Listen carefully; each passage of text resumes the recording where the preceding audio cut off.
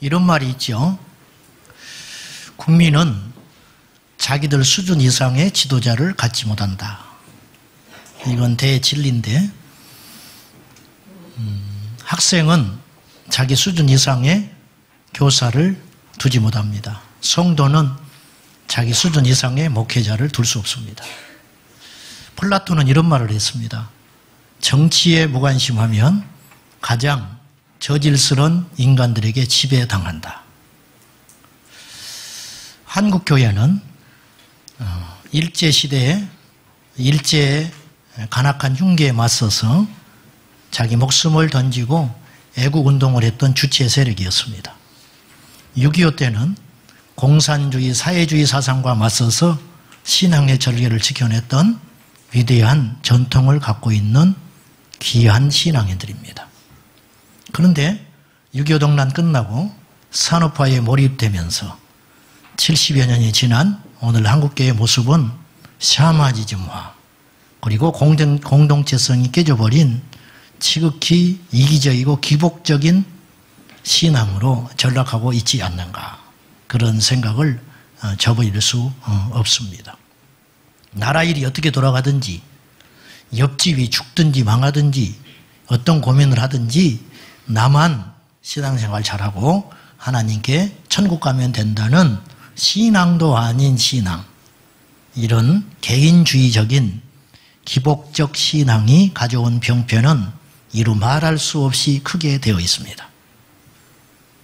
동성애 문제에 대하여 동성애 7월 14일에 있는 퀴어 축제에 대하여 반대 청원이 청와대에서 지금 있는데, 보름이 지났지만 20만 명이 돼야 정식적으로 답변을 해낼 수 있는데 어제 밤에 보니까 채 10만 명도 되지 않습니다. 이게 지금 우리 한국교회의 자화상이고 역사의식이 극히 없는 그냥 허수아비적 신앙. 여러분, 우리가 이렇게 믿어서는 사탄을 무섭게 못해요. 사탄에게 성가스러운 신앙이 진짜 신앙이에요. 불의한 자들이 불편해하는 사람들, 불의하고 악한 자들이 힘들어하는 존재가 하나님 편이에요. 그래서 여러분들이 진보나 보수나 여나 야를 떠나서 이건 정치적인 문제가 아니고, 오늘 우리가 이 시대에 깨어 있어서 이 세상에서 일어나고 있는 비성경적인 주장들과 하나님을 향한 도전에 대하여 침묵하면 우리는 간악한 자들에 의해서 지배받는 불행한 일이 벌어지게 될 것입니다. 지금 어떤 영역에서, 그리고 어떤 그릇된 일들이 정치적으로 조장되고 결정되고 있는지에 대하여 오늘 우리의 신앙과 다음 세대에 지대한 영향을 준다는 것을 꼭 기억하고 우리가 깨어있는 예수님의 사람이 되어야만 하겠습니다. 오늘은 맥주 감사 주일입니다. 지옥에는 감사가 없습니다. 그래서 지옥입니다. 만약에 말이 안 되는 소리지만 지옥에 감사가 있다면 그건 지옥이 아닐 것입니다. 천국에 갔는데 감사가 없어요. 천국에 갔는데 원망이 있고 불평이 있고 시기가 있고 질투가 있고 줄서기를 할 수 해야만 살아남는 곳이라면 그것이 어찌 천국이 되겠습니까? 우리가 만 가지 은혜를 받았습니다. 우리 전반기 맥주감사주의를 지내면서 우리가 다 헤아릴 수도 없는 큰 은혜와 감사의 조건이 많지만은 우리가 요약해서 두 가지만 짤막하게 감사해야 할 이유에 대하여 말씀을 나눠봅시다. 첫째, 우리가 이 자리에 있음에 감사합니다. 오늘 우리가 이 자리에 있다는 것은 여러 가지 세트로 복을 받았다는 걸 의미해요. 이 자리에 먼저 와 있다는 것 자체는 우리가 하나님께 건강의 복을 받았다는 걸 의미합니다. 오고 싶어도 오지 못하는 병상에 있는, 그리고 여러 가지 상황에 의해서 이곳에 오지 못하여, 꼭 우리 교회뿐만을 말하는 건 아닙니다. 하나님께 주일날 예배할 수 있다는 것 자체가 우리가 건강의 복을 받았다는 것을 의미하기 때문에 이것이 얼마나 큰 은혜인가. 또 우리에게는 천국에 가게 된 자가 이 자리에 있고, 혹은 가게 될 자로 택정하여 부름받은 자들이 이 자리에 계시기 때문에 그것 또한 감사한 것입니다. 우리가 이 자리에 와서 예배를 한다는 것은 그런 여러 가지 의미가 있는 것입니다. 두 번째, 우리가 맥주감사절을 지내면서 하나님께 감사해야 할 수많은 이유가 있지만 두 번째, 우리를 여기까지 지켜주신 하나님의 은혜에 감사합니다. 물속의 고기는 물이 당연한 줄 알고 살아갑니다. 어느 날 물에서 나오게 될 때 순간 그 자신이 누리고 살았던 물의 가치에 대하여 비로소 깨닫게 될 것입니다. 위험한 세상에서, 악하고 배역한 이 악한 세상에서 나를 지켜주신 하나님의 은혜에 감사해 본 적은 있는가? 특별한 일이 있어서 감사하는 경우가 있어요. 병원에 누워서 하나님, 내가 수술을 받았지만 잘 낫게 해주셔서 감사하다고 그런 기도합니다. 사업이 어렵고 힘들어져서 오갈 데 없어져서 기도원에 가서 금식을 하면서 하나님 감사합니다. 나에게 시련을 주셨지만 이 일을 통하여 하나님께서 나에게 더 큰 믿음을 주실 줄로 믿고 감사하는 큰 신앙인들도 있습니다. 근데 따져보면 아무 일이 없는 것이 더 감사한 거 아닌가요? 특별한 일이 없음에 대하여 감사해 보셨습니까? 아침에 눈을 뜰 수 있다는 것이 감사하고, 아침에. 70, 80 넘은 어르신들 우스갯소리로 아침에 눈 뜨면 아내가 구박한다잖아. 왜 눈 떴냐고? 그런 슬픈 우스갯소리도 있습니다만은, 이사 갈 때 애완견을 꼭 붙잡고 반려견을 잡고 이삿짐 조수석에 꼭 타고 있어야 된다. 응? 그래야 집을 잃어버리지 않는다. 이런 이제 우스갯소리도 있지만은 이 시대에 참 슬픈 블랙 코미디가 되겠습니다만은, 아무튼지 간에 꼭 기도원에 가서 감사해야 진짜 감사한가. 아무 일이 없어서 무사히해서 아침에 출근한 남편, 아침에 출근한 아내가 저녁에 웃으면서 돌아올 수 있는 것에 대해서 우리는 감사해 받는가. 아침에 학교에 등교한 자식이 저녁에 무사히 들어온 것에 대하여 우리는 감사해 본 적이 있는가. 특별한 일에 대해서만 감사하지 일반적 은총에 대해서는 우리가 감사를 놓치고 저붙어서 살아가고 있지 않는가. 아무 일이 없이 살아감에 대한 감사, 이것이야말로 진짜 큰 감사가 아닌가 싶습니다.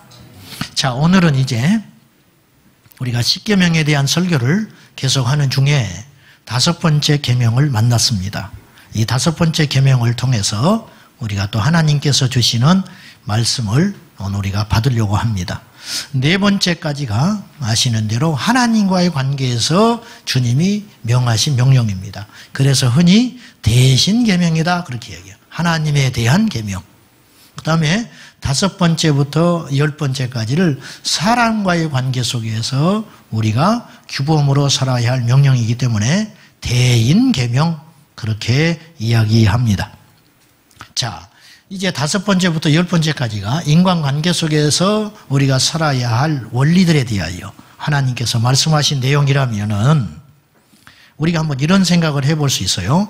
큰 죄에서 작은 죄로, 죄가 큰 죄, 작은 죄는 없겠지만은 큰 죄에서 작은 죄로 나열되어 있지 않는가. 예를 들면 간음하는 죄가 큰 죄입니다. 근데 살인하는 것보다는 그래도 택하라면 좀 낫다고 말이에요. 왜냐? 살아있어야 용서를 해주든지 회개를 하든지 기회가 있을 수 있잖아요. 죽이면 아무것도 없잖아요. 그래서 살인죄는 간음죄보다 크다 볼 수 있어요. 무게중심으로 볼 때. 남의 것을 훔치는 것은 큰 죄지만 간음하는 것보다는 덜 할 수 있다. 이럴 수 있죠. 그런 의미에서 볼 때 5번째 계명이 뭐예요? 네 부모를 공경하라는 것이 사실은 우리 지금 이 자리에 앉아 있지만 저희가 사회 통념적으로 볼 때 부모에게 효도하지 않는 거 그 죄인지는 알겠지만 10계명의 순서로 보면 자기 10번째 정도 들어가도 되지 않을까. 이 사람은 그렇게 생각할 수 있게끔 그렇게 크게 가치를 부여하지 않을 수 있어요. 그렇지만 하나님은요, 이 부모에게 공경하지 않는 것, 그리고 부모를 공경해야 한다는 것을 굉장히 비중 있게 사람과의 관계 속에서 으뜸되는 계명 5번째 자리에 놓이고 있다는 것을 기억할 필요가 있어요. 그래서 에베소서 6장 1절과 2절 말씀을 보면 이렇게 우리에게 엄히 말씀하고 있습니다. 자, 봅시다. 시작. 자녀들아, 주 안에서 너희 부모에게 순종하라. 이것이 옳으니라. 내 아버지와 어머니를 공경하라. 이것은 약속이 있는 첫 계명이니. 그랬어요. 약속, 조건. 너희들이 이렇게 하면 내가 너희들인데 이렇게 복을 줄 거야. 그렇게 조건을 붙인, 약속을 갖다 붙인 계명 중에 으뜸이 네 부모를 공경하라 하는 계명이라는 거예요. 주님의 계명은 이렇게 부모 공경에 대하여 엄중하고 큰 비중을 차지하고 있지만 우리의 일상 생활 속에서는 10계명 중에 어찌 보면 가장 소홀히 취급받고 있는 계명이 네 부모를 공경하라고 하는 이 계명과 율법은 아닌가 싶습니다. 그 이유는 아마도 기준이 애매하기 때문인가 싶어요. 그리고 겉으로 드러난 죄가 아니에요. 나는 조금 소홀히 했는데 부모님이 워낙 후덕하고 좋은 분이라 그걸 충분히 만족하면 내가 효를 다한다고 느낄 수 있어요. 또 내가 최선을 다해서 힘에 버겁게 효를 하고 있는데 부모님이 그걸 만족하게 여기지 못한다면 또 내가 불효자식이 될 수 있잖아요. 그처럼 효라는 것은 기준이 사실은 절대적이질 않습니다. 그리고 핵가족화가 되면서 부모님을 곁에 두고 모시고 살아가기가 현실적으로 쉽지 않기 때문에 소홀히 하고 있는 계명은 아닌가 싶습니다. 예수님 당시에도 이 5번째 계명인 네 부모를 공경하라고 하는 이 명령은 이미 병들어 있었어요. 자, 여러분, 아무리 좋고 귀한 계명과 율법이라 할지라도 인간의 죄성에 의하여 타협되고 변질되고 망가지게 되는 것입니다. 반대로 우리가 하나님의 말씀이 아무리 어렵고 크고 비현실적이라 할지라도요, 그 말씀을 지키려고 마음을 먹는다면 어떤 방법을 동원해서라도 그걸 지켜낼 수 있습니다. 우리 교회에 멀리서 오는 분들이 계시거든요. 등록하는 분도 계시고. 그래서 이제 아까 우리 새가족부하고 잠깐 이야기를 하면서, 야, 참 멀리서 오시는 분들이 쉽지 않은 일인데 참 대단하시다. 내가 그랬더니 집사님 한 분이 그런 말을 했어요. 목사님, 요즘 세상은 거리의 문제는 아닙니다. 아무리 거리가 멀어도 내가 올 수 있으면 오는 구조입니다. 마음의 거리가 문제입니다. 이렇게 이야기를 하세요. 그렇구나. 서울대학교 멀다고 안 가는 바보는 없잖아요. 네? 서울대학교 멀다고.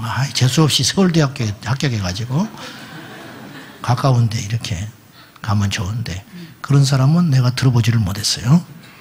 그런 면에서 볼 때 지난주에도 제가 잠깐 언급을 했지만은 우리가 하나님의 명령과 말씀을 엄중하게 우리 마음의 절대가치로 심어놓고 우선순위로 삼는다면 지킬 수 있는 거 아닌가, 이런 생각을 해보는 거죠. 다시 예수님 당시에 고르반이 유행하고 있었습니다. 그러니까 5계명이 망가진 거예요. 고르반. 자, 마가복음 7장 10절과 11절인데요. 여러분이 아시는 내용입니다. 자, 읽어봅시다. 시작. 모세는 네 부모를 공경하라 하고 또 아버지나 어머니를 모욕하는 자는 죽임을 당하리라 하였거늘 너희는 이르되 사람이 아버지에게나 어머니에게나 말하기를 내가 드려 유익하게 할 것이 고르반 곧 하나님께 드림이 되었다고 하기만 하면 그만이라 하고, 우리가 부모에게 정성을 다하여 효할 마음만 있다면 10계명 몰라도 지킨다 이거예요. 반대로 내 안에 부모를 공경하는 마음이 없다면 10계명 전체가 처음부터 10개까지 부모를 공경하라고 명령해도 지킬 수 없을 것이다. 그러니까 예수님 당시에 구약의 율법에 부모를 공경하라고 하는 명령이 엄중하기 때문에 그걸 지켜야 한다는 건 알고 있었지만 빠져나갈 방법이 무엇일까 고민을 하다가 만들어낸 것이 고르반이었다는 거예요. 고르반은 히브리어로도 그 말이에요. 코르반이라는 말인데 하나님께 약속하여 서원하여 드린 예물이라는 뜻을 갖고 있어요. 하나님께 뭔가를 드리기로 이미 지정하여 이건 귀한 것인데 이거 하나님께 드리기로 작정해 놓은 것이 있다는 거예요. 어느 날 부모에게 이것을 줘야 할 일이 생긴 거예요. 그때 이걸 아버님 이게 어떡하지요? 내가 드리고 싶은 마음은 굴뚝 같은데 이게 애초에 하나님께 드리기로 서원한 예물이라서 아버님께 드리지 못하게 됐습니다. 이해하십시오. 그렇게 하면 이 아버지도 여호와 하나님을 믿는 자이므로 유대 사람이기 때문에 그것에 대하여 이의를 못 달게 된 거예요. 아, 괜찮다. 할 수 없지. 하나님께 먼저 드림이 됐다는데 어떻게 하겠냐. 어떤 못된 놈이 이걸로 재미를 본 거예요. 아, 그 다음에도 또 이 방법을 써먹었어. 요게 이제 유행이 된 거예요. 그래서 우연히 일어난 이 일이 어쩌면 악용하는 사례가 됐다는 거예요. 알면서도 당해주는 거예요, 부모는. 자식이 그렇게 하지 않아도 되는데도 불구하고 자기 쓸 것, 자기 유익을 위해서 사용하고 나서 이것을 더 아껴두기 위해서 악용하고 있었다. 그 말이죠. 현대판 고르반이 있습니다. 현대판 고르반. 어머니, 이달에 하나님께 헌금을 다 하고 나니까 11조하고 헌금하고 나니까 용돈을 못 드리게 됐습니다. 권사 어머니가 무슨 말을 하겠어? 하나님께 헌금하고 자기한테 이달에 용돈 못 드리고 다음에 드린다는데 잘했다 그러지. 이놈아 못하지요. 자기도 불신앙이 돼버리는데 내가 교회에 맡은 봉사가 있고 예배를 빠지면 안 되기 때문에 제가 이번 명절에 못 갑니다. 할 수 없지. 가려고 맘먹으면 간다 이거예요. 공경하려고 맘만 먹으면 할 수 있다 그 말이에요. 근데 그걸 안 한다 이거예요. 예수 팔아서 내 욕심을 챙기고 있는 그릇된 신앙이 고르반이다. 오늘날 없을 것 같아요? 있다고 말이에요. 있어요. 우리가 자식을 교육시키고 많은 투자를 합니다. 이것이 우리의 미래와 자녀의 미래를 위한 투자라고 믿기 때문에 아낌없이 자식을 위해서 후대를 위해서 투자합니다. 그런데 십계명의 약속에 의하면 그것은 우리의 잘못된 그릇된 생각이라는 걸 알 수 있습니다. 자, 12절 우리 다시 한번 봅시다. 출애굽기 20장 12절 시작. 네 부모를 공경하라. 그리하면 내 하나님 여호와가 내게 준 땅에서 내 생명이 길리라. 부모를 잘 모시고 공경을 하면 우리의 장래에 두 가지 일을 확실하게 책임지겠다고 약속하신 게 있어요. 그 첫째, 하나님께서 너에게 땅을 주신다. 귀가 빨리 떠져야 돼. 우리가 그렇게 좋아하는 땅을 준다는 거예요. 네게 준 땅에서 네가 부모를 충실히 모시면 너에게 하나님께서 땅 주신다. 그렇게 약속하고 있어요. 구약에서 토지는 큰 복입니다. 토지는 목초지와 농경의 문제를 해결할 수 있는, 농사짓는 삶의 전부여 터전이라 볼 수 있어요. 오늘도 마찬가지. 땅은 절대로 사람을 배신하지 않는다. 그런 말이죠. 땅은 크게 손해는 안 본다는 거예요. 많이 배워도 상관없어요. 똑똑해도 필요 없어요. 하나님을 잘 믿어야 복을 받는데 이건 기복신앙이 아니에요. 하나님께 내 할 도리 다하면 성경에 약속하신 복을 주실 거 아니에요. 하나님이 우리를 천국으로 데려가신다는 그 약속, 그것만 약속이 아니에요. 이 땅에 살아갈 때 우리에게 제시하신 원리들이 있거든요. 이렇게 살아라, 이렇게 하거라, 이렇게 하거라. 그러면 그걸 지켜나가면 하나님께서 약속하신 복이 있다는 거예요. 네 부모를 잘 공경하면 너에게 땅 준다. 이것은 옛날에만 있는 말씀이 아니라는 거예요. 두 번째, 네게 준 땅에서 네 생명이 길리라. 장수한다는 거예요. 3,500년 전 모세 시대에 장수하는 건 쉬운 일이 아니었어요. 전쟁이 있었고요. 그 다음에 기근이 있었고요. 질병이 창궐했어요. 오늘날보다는 평균 수명이 급속히 짧았어요. 근데 그런 환경과 상황을 초월하여 우리의 생명의 주관자가, 우리 연수의 수완의 주관자가 하나님이시기 때문에 사람이 죽는 것은 하나님이 정한다 그랬거든요. 그러니까 우리가 이 땅에서 장수하기 위해서는 어떻게 해라? 부모를 공경하라.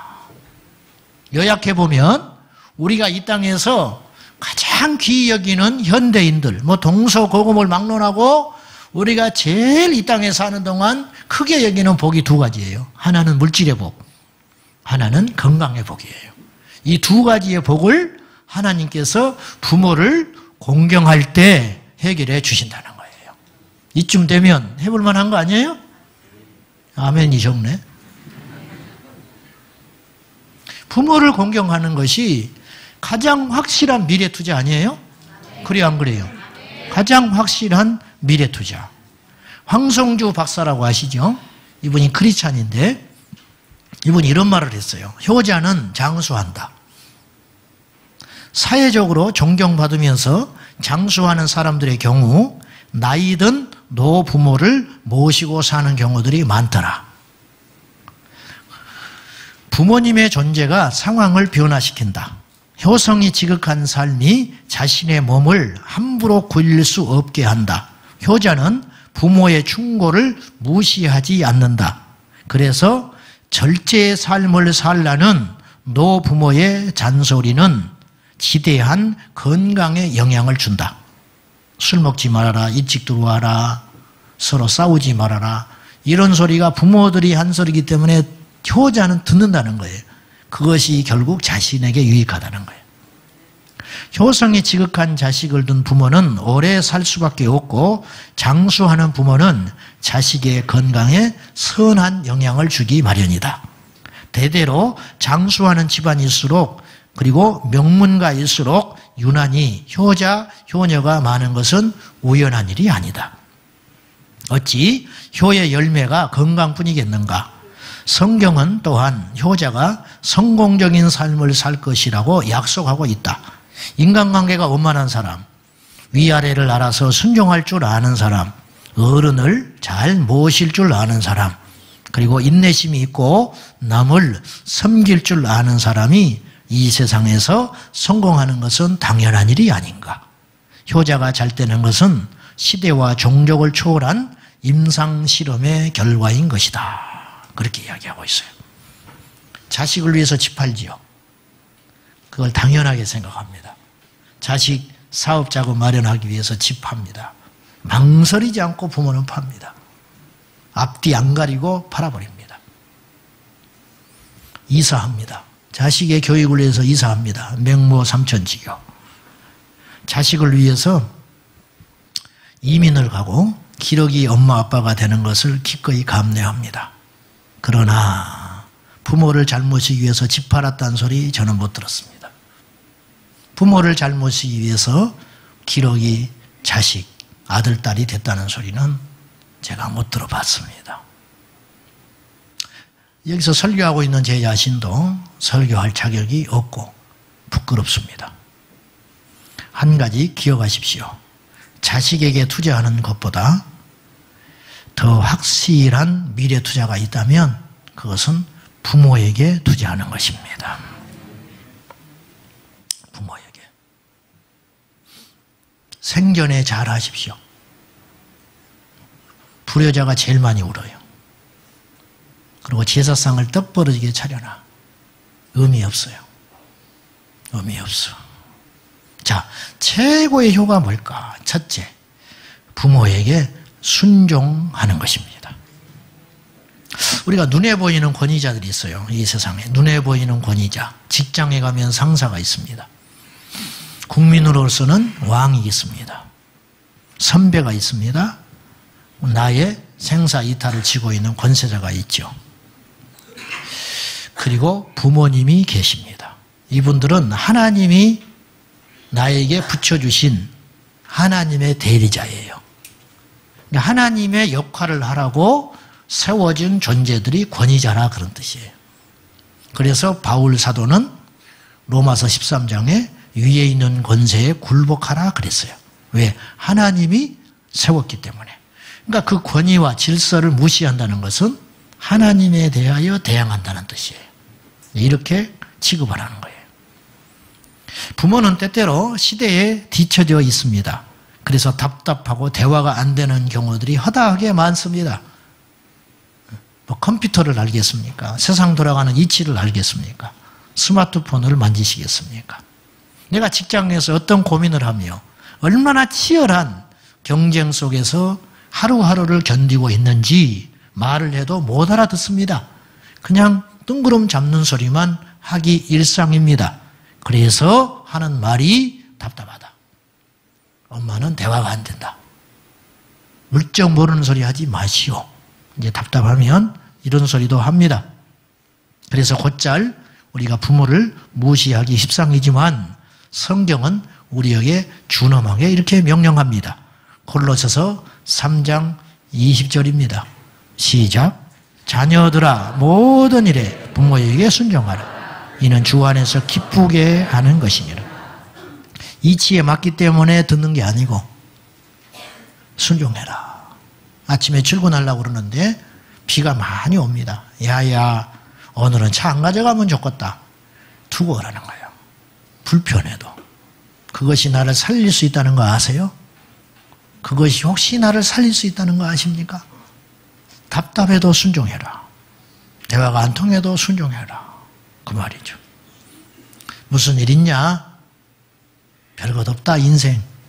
그냥 참고 살거라. 그러면 사표 넣어갖고 갔다가 그냥 오는 거예요. 알고 봤더니 그것이 하나님의 명령이었어요. 나중에 알고 봤더니 부모는 우리에게 하나님께서 주신 하나님의 대리자라. 그래서 순종하라는 거예요. 순종하면 부모가 기쁜 것의 100배는 그 자식에게 하나님께서 복을 주신다는 거예요. 복을 주신다. 모든 일에 순종하라 그랬어요. 매사에 순종하라. 순종하려면 대화를 해야 할 거 아니에요. 그러니까 날마다 한 번씩 전화를 해. 목소리만 들으면 알아요. 무슨 일 있냐? 그런다고. 괜찮아요. 아니에요. 아니요. 무슨 일 있구만. 그러면 거기서 주시는 메시지가 있어. 그것에 따라 순종해라.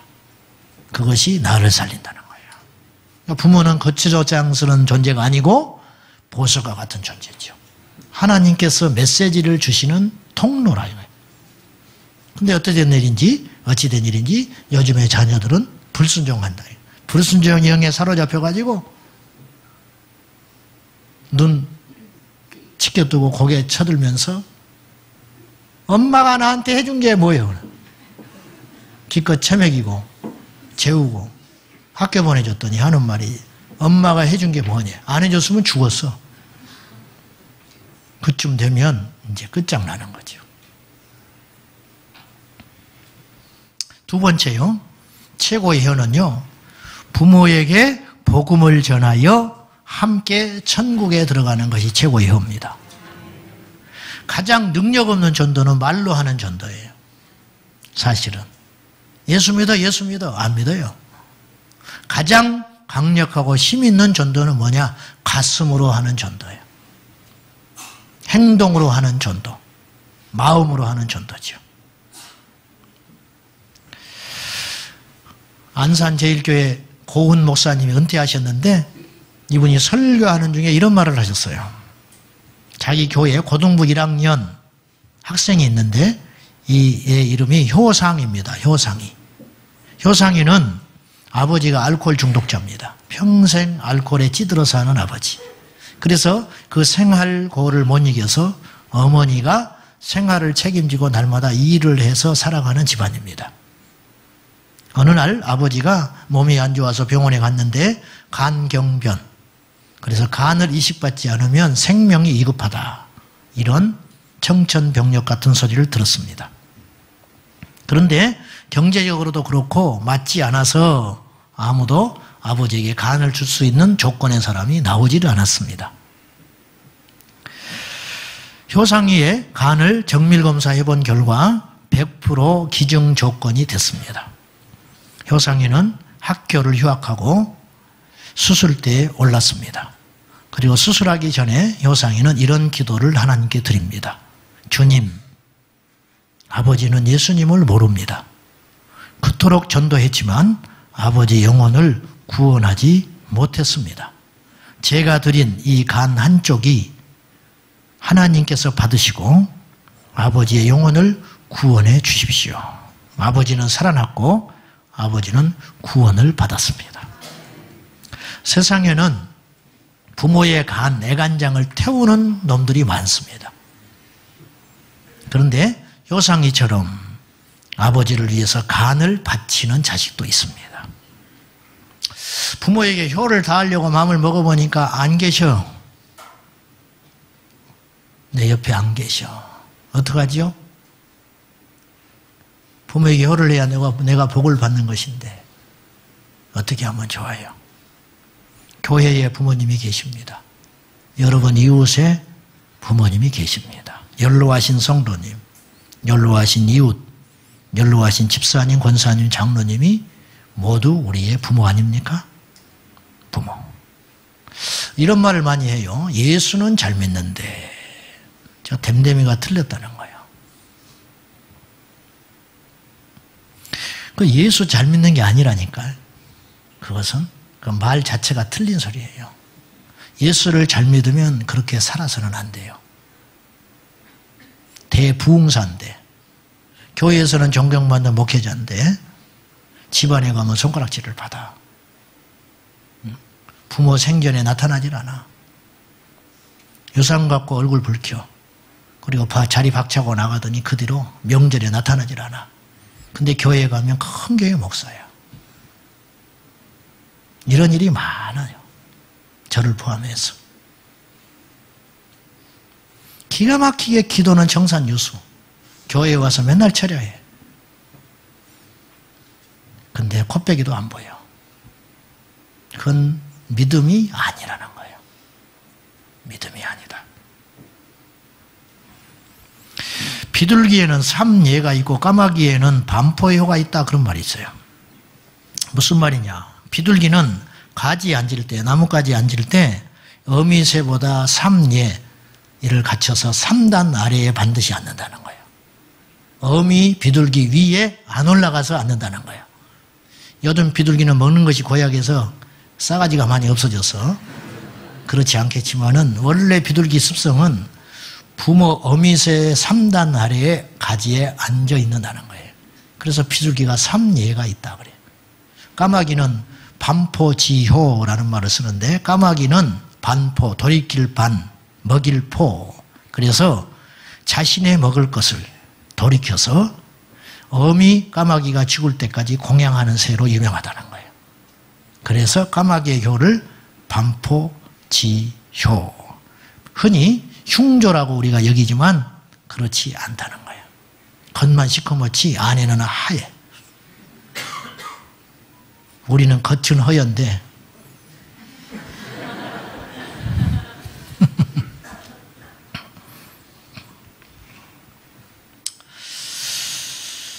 인간이 이런 미물보다 못하는 수가 많잖아요. 요새요 짐승만 또 못한 부모가 많습니다. 짐승만 또 못해. 뭐냐? 짐승의 대우도 못 받는 부모들이 많아. 어제 우연히 어디 음식점에 가가지고 이렇게 텔레비전에 홈쇼핑이 나오는데 요새 이제 강아지들 많이 키우잖아요. 그래가지고 이제 목욕시켜 드리고 또 이렇게 하는데 목욕시킨 다음에 이렇게 말리고 이렇게 하면 야무지게 말리기가 쉽지 않고 번거롭고 또 습기가 남아있으면 또 피부병이 생기고 그러니까 이렇게 이만한 박스가 있더만요. 기계, 냉장고 같은 거. 거기다가 딱 집어넣으면 그냥 깨끗하게 말려가지고 위생적으로 아주 기분 좋게 강아지가 나온다는 거예요. 그거 사라고 이렇게 텔레비전에서 나오더만요.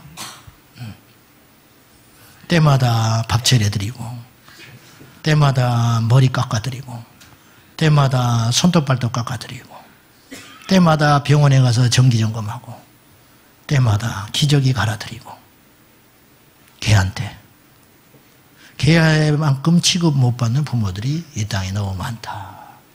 그런 말이죠. 말씀 맺겠습니다. 부모를 공경하라고 하는 말은 선택사항이 아니고 명령입니다. 간음하면 안 되지요.